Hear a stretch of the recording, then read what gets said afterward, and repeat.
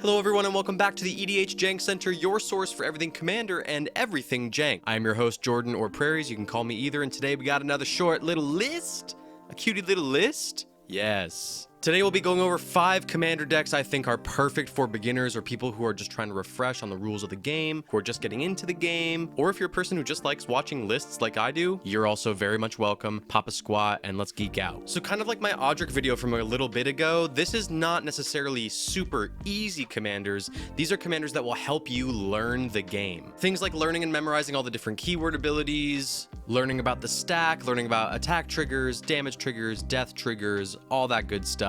So without further ado, let's get right into it, kiddos. So if you're a day 1 subscriber, you will be very knowledgeable on this upcoming commander. It is Vorel of the Hullclade. Vorel reads as follows. Vorel of the Hullclade, 1 Simic, which is green and a blue, legendary creature human merfolk, originally from Dragon's Maze. You could pay Simic and tap. Double the number of each kind of counter on target artifact, creature, or land. And he's a 1/4. So for those of you who are new here, this channel's original name was actually the official Vorel fan club, and so was my Instagram. It was like a whole brand. I rebranded, did a bunch of stuff, but Vorel was my original first ever commander deck I ever built, and because of that I have a large affinity for this finned up man, and for good reason. His flavor text freaking slaps. Look at this. I used to hurl rocks and eat scraps of meat burned over a fire. Look at what I've become and tell me Simic does not hold infinite possibility. Ultimate, alpha, daddy, the literal Simic king of my heart. Anyways, enough simping. This is a great commander to build because blue and green is a plentiful color. There's lots of different things you can do in blue and green, but this is very streamlined. What we want to do in this deck is put a bunch of +1/+1 counters on something, make it evasive, give it unblockable, give it flying, and just swing out at our opponents and smash face. And there's so many easy ways to keep this deck, this build, under $50. My own personal deck, which is in the description, is over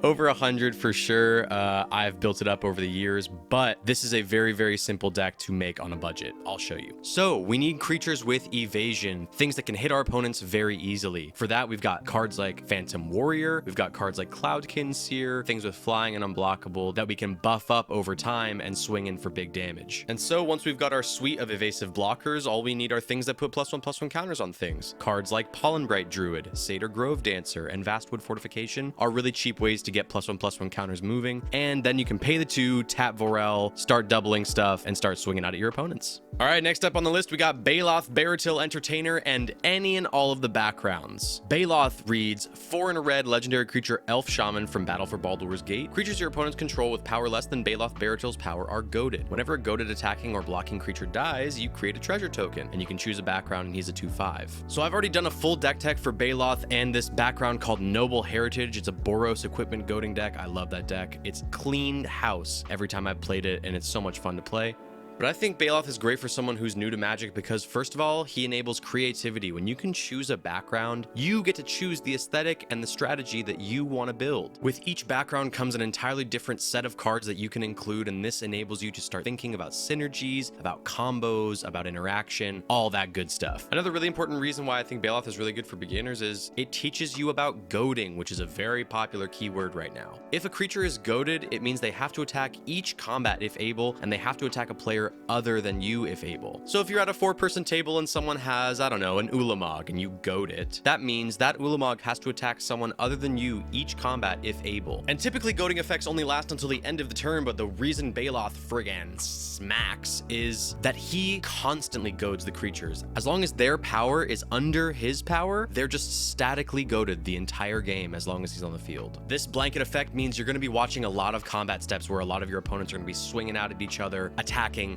blocking. There will be triggers going on the stack. You get to learn about all of that. All the while you're watching all that mayhem, you get time to look at your hand. Maybe check out some of the new cards you bought at the LGS that you don't know about yet. Just kind of understand things while you sit back and watch the chaos reign, baby. And also, speaking from personal experience, this will also teach you how to handle people wanting to go after you. Especially because Baloth says whenever an attacking or blocking goaded creature dies, he makes a treasure token. By the way, treasure tokens are little artifacts that tap for 1 mana of any color. They are very busted and very popular in this format. So you're going to be forcing everyone else's creatures to attack each other, and on top of that, you're going to be ramping like hell. Yeah, you're going to need to learn how to deal with people targeting you, targeting your commander, all that good stuff. But it's all in good fun, and you'll become a better player for it, I promise. All right, you little MTG babies, let's move on to the next one. Our third commander on the list is Audric, Lunarch Marshal, 3 and a white legendary creature human soldier from Shadows over Innistrad.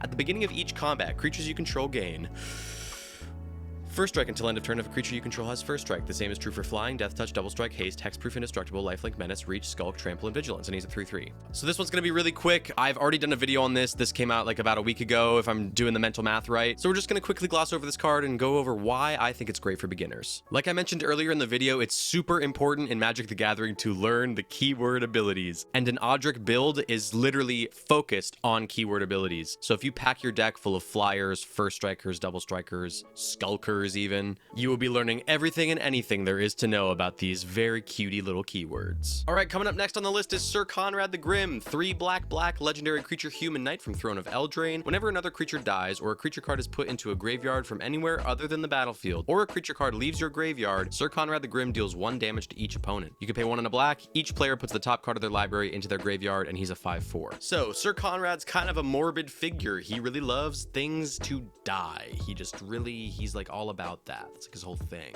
But that's a great thing for you new players because now you get to learn about death triggers, one of the most popular things that happens in a Magic the Gathering game. There are lots of ways you can take Conrad, including sacrifice decks, mill decks, recursion decks. So while he is kind of dark and dreary and low-key handsome, he does enable us to learn a lot about all these different strategies. But also on top of all that, on top of all the learning, he's just a really great card in general. He's a built-in win con. If you can loop some death triggers, he can deal damage and shotgun all of your opponents at once. Which brings me right into my next point, which is that Sir Conrad is a great way for a new player to learn about combos, infinite or otherwise. Combos are when you set up multiple pieces on a board and you get them all churning like one great giant machine. They do lots of really cool things like deal a bunch of damage to your opponent, and most of the time, at least in higher circles, it's infinite damage. I've included a link in the description with lots of cool combos with Sir Conrad. Go and check that out. Speaking of the description, if you're digging this video, guys, make sure you check out the Patreon link in the description below. I've got lots of cool benefits for patrons, including a patron-only Discord available to all tiers of my Patreon. We'll be chatting about different cards, different commanders, all of our favorite jank, and we'll be getting some spell table games in with yours truly. So if that sounds appealing to you, make sure you check out that link, and thank you guys again for all the support. It helps me help make more videos for you guys. All right, our last card on the list is Quain, Itinerant Meddler, white and a blue legendary creature rabbit wizard from Commander Legends. Tap. Each player may draw a card, then each player who drew a card this way gains 1 life, and he's a 1/3. Okay, so first order of business. Does anyone know if Quain and Arkalos are from Eldraine? If not, that seems very weird because the tortoise and the hare kind of flavor feels something straight out of Eldraine. Anyways, if you know anything about that, drop it in the comments below. Now you may be thinking, Jordan, why am I going to play a commander that explicitly helps my opponents? Well, my friend,